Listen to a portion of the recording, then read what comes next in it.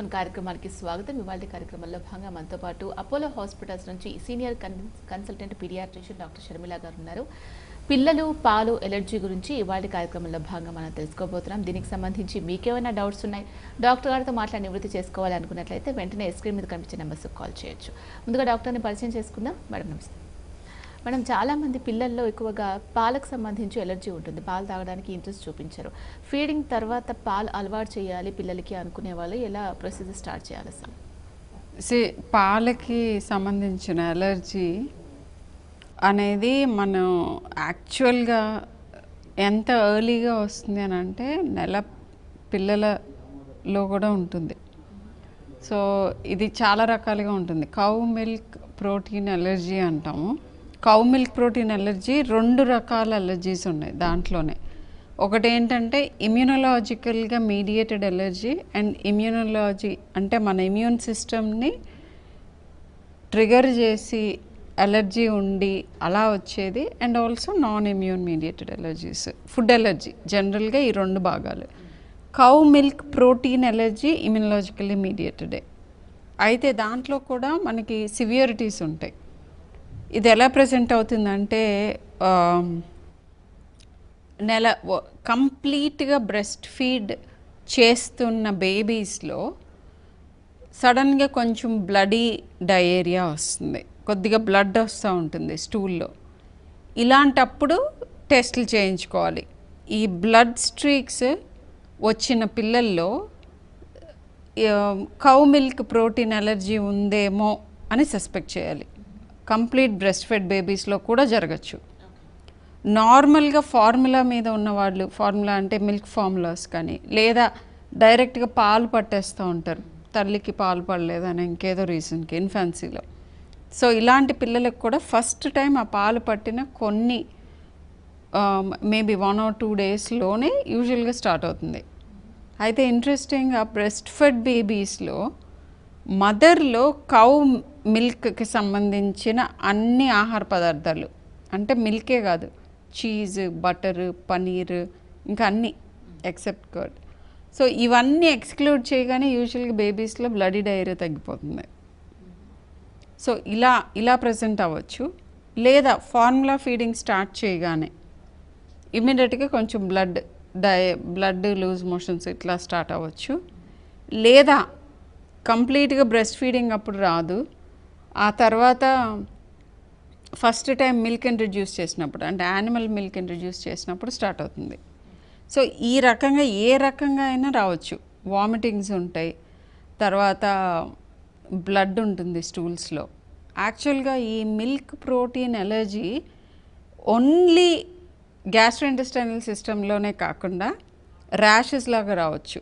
Skin rashes, they break into rashes. ఇది తీసుకున్నప్పుడల్లా bakery foods కానీ, ఇన్ విచ్ ఎవర్ ఈ మిల్క్ వచ్చే ఫుడ్స్లో ఏవి తీసుకున్నా కానీ వీళ్ళకి స్కిన్ ర్యాష్ రావచ్చు.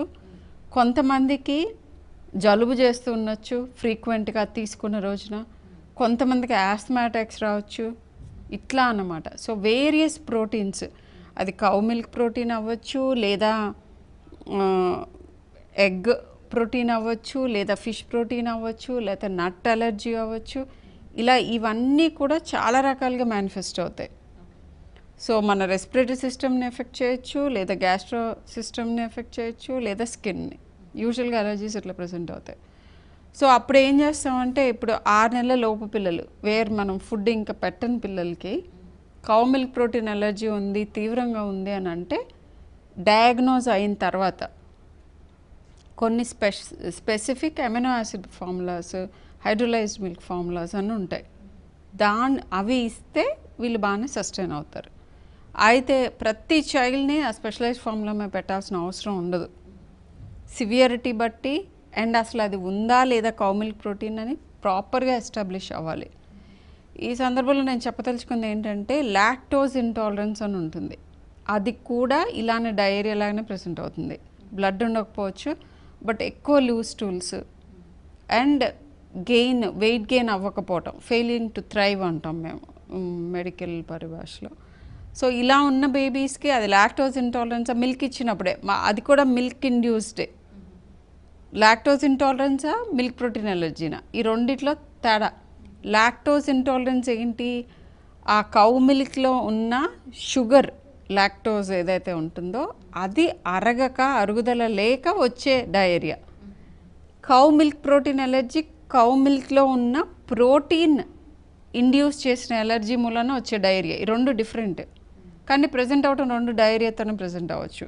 సో ఈ రెండిట్లో వ్యత్యాసం తెలుసుకోవాలి.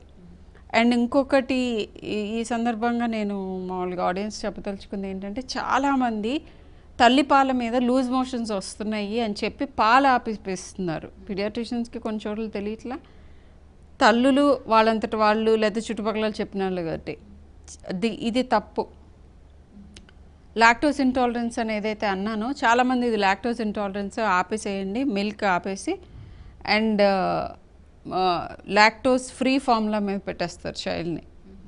సో ఎలా తెలుసుకోవాలి ఇది నిజంగా లాక్టోస్ ఇంటాలరెన్సా లేకపోతే లేదా, ఇది నిజంగా కౌ మిల్క్ ప్రోటీన్ ఎలర్జీనా లేకపోతే లేదా? Thumb rule, simple rule, baby weight gain అవుతున్నారా లేదా? బేబీ వెయిట్ గెయిన్ అవుతున్నారు. ఇన్ఫ్యాక్ట్ కొంతమంది babies more than expected weight gain అవుతూ ఉంటారు. అలాంటి వాళ్ళకి తల్లిపాలు కంటిన్యూ చేయాలి. అండ్ పాలు ఇచ్చే ప్యాటర్న్ చిన్న మార్పులు చేసుకోవచ్చు డయేరియా తగ్గటానికి. ఏమవుతుందంటే ఈ లాక్టోజ్ రిలేటివ్ లాక్టోజ్ ఇంటాలరెన్స్ అంటాం. బాగా పాలు ఎక్కువ సెక్రెట్ చేస్తున్న మదర్స్ దగ్గర ఎక్కువగా అవసరం లేనప్పుడు కూడా కొంతమంది 2 గంటలకు ఒకసారి 3 గంటలకు ఒకసారి నిద్రపోతున్న బేబీని లేపి మరీ పడుతూ ఉంటారు. స్పెషల్ కేసెస్ కొన్ని ఉంటాయి, మేమే చెప్తాం వాళ్ళకి. ఎవరికి? లో బర్త్ వెయిట్ ఉన్న వాళ్ళకి, ప్రీటర్మ్ పుట్టిన వాళ్ళకి, 2.5 కిలోల లోపు ఉన్న బేబీస్కి, లేదా మదర్కి షుగర్ ఉన్న బేబీస్ ఫస్ట్ 3 days లేపి మరీ పట్టాలి, లేకపోతే వీళ్ళకి లో షుగర్స్ అవుతాయి. ఇలాంటి బేబీస్ లేదా very large babies 4 kilo plus పుట్టిన బేబీస్ ఉంటారు, వాళ్ళకి మొదటి 3-4 రోజులు చేస్తే చాలు. ఆ తర్వాత నిద్రపోతున్న బేబీస్ని లేపి ఫీడ్ చేయాల్సిన అవసరం ఉండదు, unless they are less than 2.5 kilos. ఈ బేబీస్ని ఇట్లా లేపి మరీ నిద్ర డిస్టర్బ్ చేసి ఫీడ్ చేస్తున్నప్పుడు ఏమవుతుందంటే లోడ్ ఆఫ్ లాక్టోస్, ఎక్కువ పాలు తాగుతూ ఉంటారు.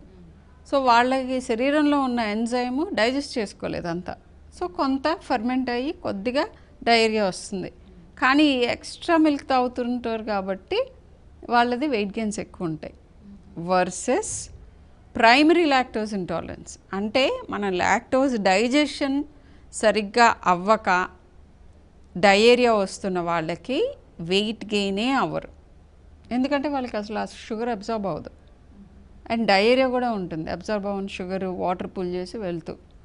సో ఈ బేబీస్కి ప్రైమరీ లాక్టోస్ ఇంటాలరెన్స్ ఎక్స్ట్రీమ్లీ రేర్, ఎక్స్ట్రీమ్లీ అంటే extremely rare. Stool pH measure చేస్తే ఒక సర్టెన్ పీహెచ్ కంటే తక్కువ ఉండాలి, లెస్ దాన్ 5 ఉండాలి, అప్పుడే అది లాక్టోస్ ఇంటాలరెన్స్ అంటాం. కామన్గా చూసే లాక్టోస్ ఇంటాలరెన్స్ ఇన్ఫెక్షన్ వచ్చిన తర్వాత వచ్చేది, అది ట్రాన్సియంట్ సెకండరీ లాక్టోస్ ఇంటాలరెన్స్. కొన్ని రోజులు డయేరియా వస్తుంది, మెల్లగా బెటర్ అవుతుంది, అప్పుడు మిల్క్ ప్రోడక్ట్స్ కొద్దిగా తగ్గించండి అంటాం, కంప్లీట్గా ఎక్స్క్లూడ్ చేయమనం. వీలైనంత తగ్గించి తీసుకోండి, పెరుగు ఎక్కువ పెట్టండి అంటాం. అలాంటప్పుడు ఫుడ్ తింటున్న బేబీస్కి. లేని వాళ్ళకి continue with your milk, you don't have to stop. Lactose free ఫార్ములాస్లో కూడా వెళ్ళక్కర్లేదు అన్లెస్ 2 weeks దాటిపోతుంటే డయేరియా. నెక్స్ట్ కాలర్ ఉన్నారు, మాట్లాడతాం. హలో హలో హలో చెప్పండి, మీ డౌట్ ఏంటో డాక్టర్ గారికి చెప్పండి అమ్మా. మేడం నమస్తే మేడం. చెప్పండి చెప్పండి. మేడం మా బాబుకి 1.5 years అయితే పాలు తల్లిపాలు సంవత్సరం వరకు తర్వాత ఆపేస్తుంది మేడం. తల్లి పాలు తీసుకుంటే రొంప చేస్తుంది, కొనసాగిస్తుంది మేడం. పాలు బయట పాలు పడుతుంటే జలుబు చేస్తుంది అంటున్నారా? అవును మేడం, అవును మేడం. ఇదే లైక్ ఐ సెడ్, ఏమన్నా అలర్జీ ఉందేమో అని చూసుకోవాలమ్మా. సో పాలు పట్టని రోజున జలుబు చేయకుండా ఉందా జస్ట్ ఎక్స్క్లూడ్ చేసి చూసుకోవటమే. సో ఒక 10 days 15 days పాలును ఆపేసి చెక్ చేసుకోవటం. యూజువల్గా మనకి ఇక్కడ చూసే వాళ్ళల్లో పాలు కౌ మిల్క్ ప్రోటీన్ మూలాన జలుబులు చేసేవాళ్ళు చాలా రేర్, అసలు ఆల్మోస్ట్ చూడడం అట్లా. బట్ అనుమానం ఉన్నప్పుడు ఇది ఒక్కటేనా, కామనెస్ట్ ఎలర్జన్స్ మన దగ్గర మోర్ దాన్ డయట్ డస్ట్ ఒకటి, కోల్డ్ వెదర్ ఒకటి, ముక్కులు కారటం లేదా ఆస్తమా. అండ్ యాక్చువల్గా ఏమవుతుందంటే 6 months లోపు బయట పాలు పట్టద్దు, తల్లిపాలే ఇవ్వండి. అండ్ యాక్చువల్గా ఫుడ్ కూడా పెట్టద్దు అని చెప్తాం.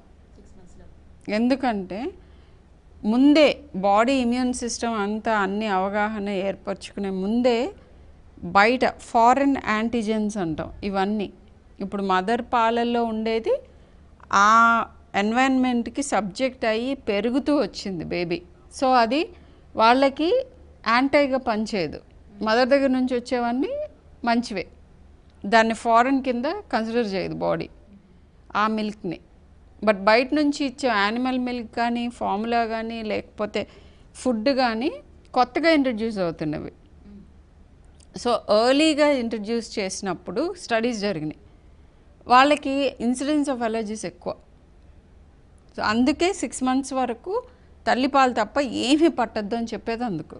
ఓకే మేడం, కొంతమందిలో మరి కేవలం తల్లిపాలు పట్టినా కూడా కంటిన్యూస్గా మోషన్స్ అవుతూనే ఉంటాయి. అది ఏ మిస్టేక్ చేయడం వల్ల అలా అవుతాయి అంటారు?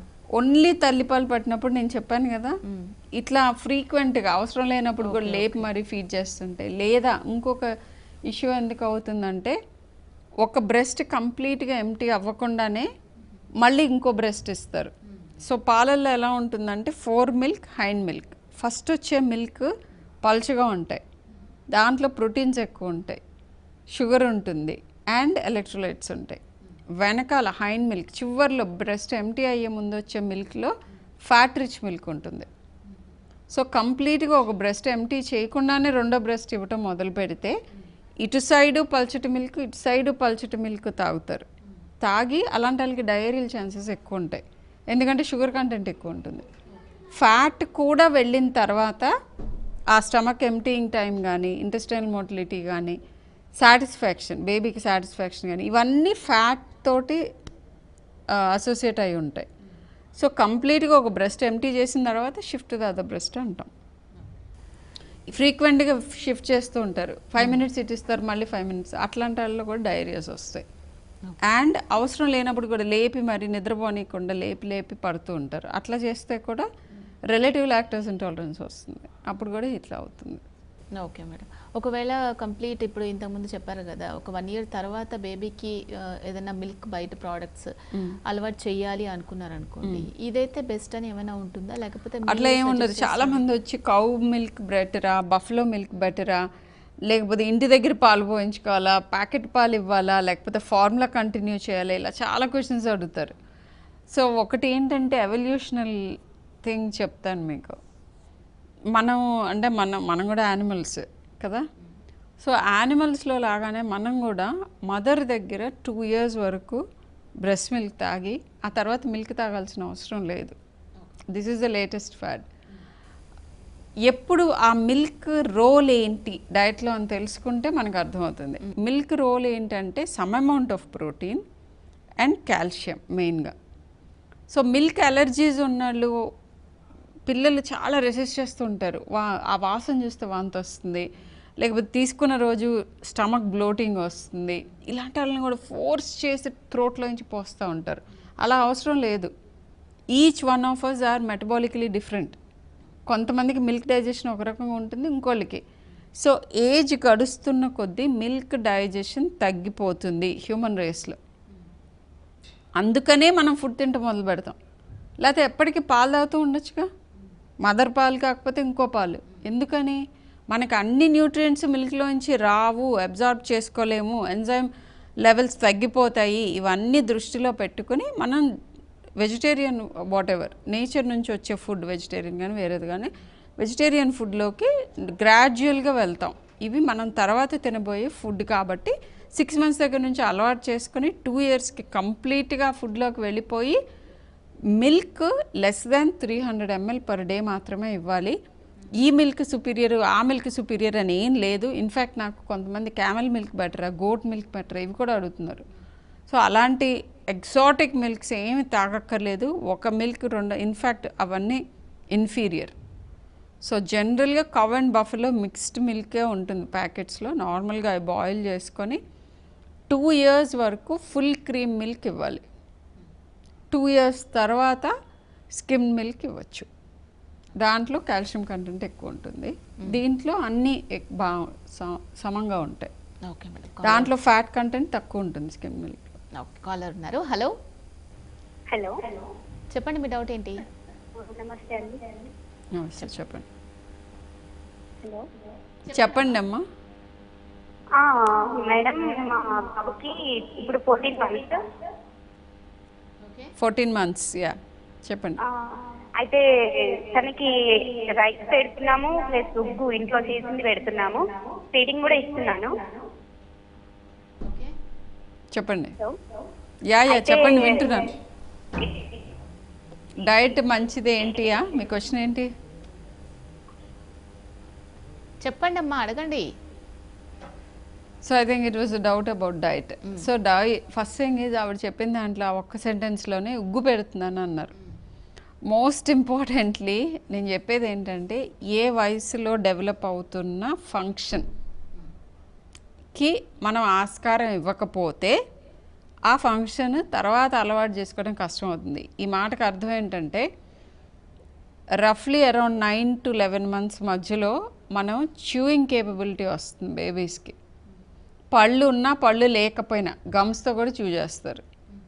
అప్పటి వరకు ఇట్లా ఒక్కొక్క ఏజ్లో 6 months వరకు పాలు తాగుతున్నప్పుడు, బ్రెస్ట్ మిల్క్ తాగుతున్నప్పుడు ఇట్లా ఉంటుంది వాళ్ళ మూమెంట్ ఆఫ్ జా. తర్వాత మెల్లగా మనం చెంచా అలవాటు చేసి ఫుడ్ అలవాటు చేస్తున్నప్పుడు పెదాలు ఇట్లా పర్సింగ్ ఆఫ్ లిప్స్, దాన్ని నాకటం అలవాటు అవుతుంది. ఆ తర్వాత చ్యూయింగ్ అలవాటు అవుతుంది. సో 9-10 months అప్పుడు ఉగ్గు నుంచి పప్పన్నం, కూరన్నం వీటిల్లోకి షిఫ్ట్ చేయాలి. ఎక్కువ స్టీమ్ చేసి ఎక్కువ మెత్తిపేసి అవి పెట్టడం మొదలు పెట్టాలి. కొంతమంది మిక్సీల్లో వేస్తారు ఫుడ్, తెగ మిక్సీ చేసేసి ఇస్తారు వండిందంతా కంప్లీట్ జావలాగా. అలా చేస్తూ వెళ్ళే వాళ్ళకి I have seen some children 3-4 years అప్పుడు కూడా జావలే తాగుతారు, తినరు. ఎందుకంటే వాళ్ళు నేర్చుకోవాల్సిన ఏజ్లో మీరు ఆ స్కోప్ ఇవ్వలేదు. సో 10 months అప్పుడు చిన్న ఫింగర్ ఫుడ్స్ అని అంటాం. ఏదైనా ఒక క్యారెట్ బాయిల్ చేసి, లేకపోతే పొటాటో బాయిల్ చేసి, సెమీ బాయిల్ చేసి వాళ్ళ చేతులకి ఇవ్వండి. మొత్తం మెస్అప్ చేసినా నోట్లో పెట్టుకుంటారు. ప్రతి ప్రక్రియకి ఒక సైంటిఫిక్ బేసిస్ ఉంటుంది. హ్యాండ్ మౌత్ కోఆర్డినేషన్ వస్తుంది, డెవలప్ అవుతూ ఉంటుంది, చ్యూయింగ్ వస్తుంది. సో మనం ఎనేబుల్ చేయాలి.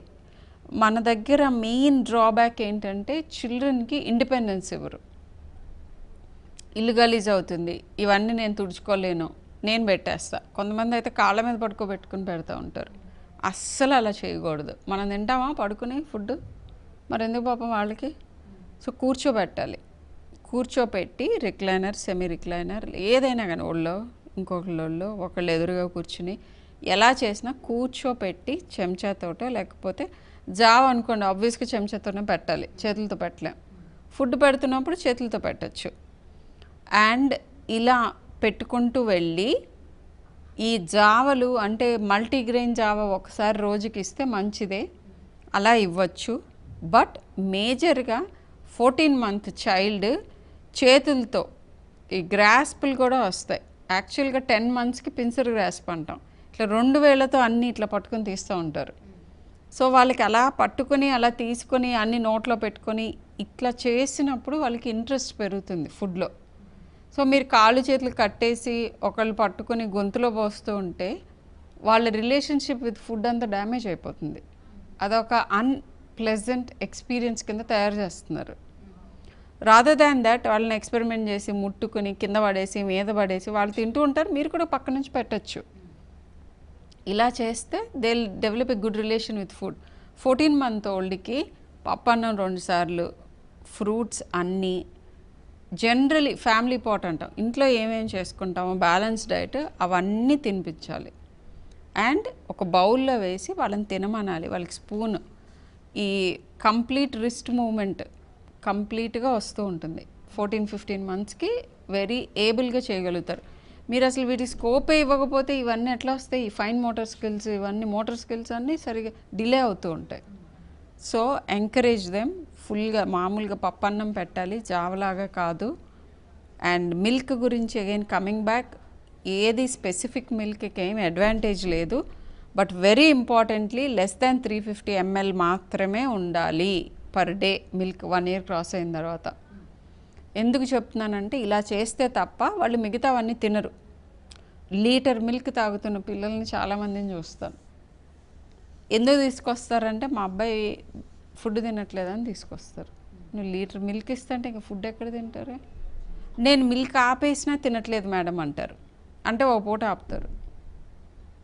ఒక వీక్ మార్చండి, ఎందుకు తినరు? పిల్లలు పాలు ఎలర్జీకి సంబంధించి ఎన్నో విషయాలు మాకు తెలియజేస్తాను. Thank you so much. Thank you. ఇది వాళ్ళ హెల్త్ జోన్. మరో కార్యక్రమంలో మళ్ళీ కలుసుకుందాం. అంతవరకు సెలవు. నమస్తే.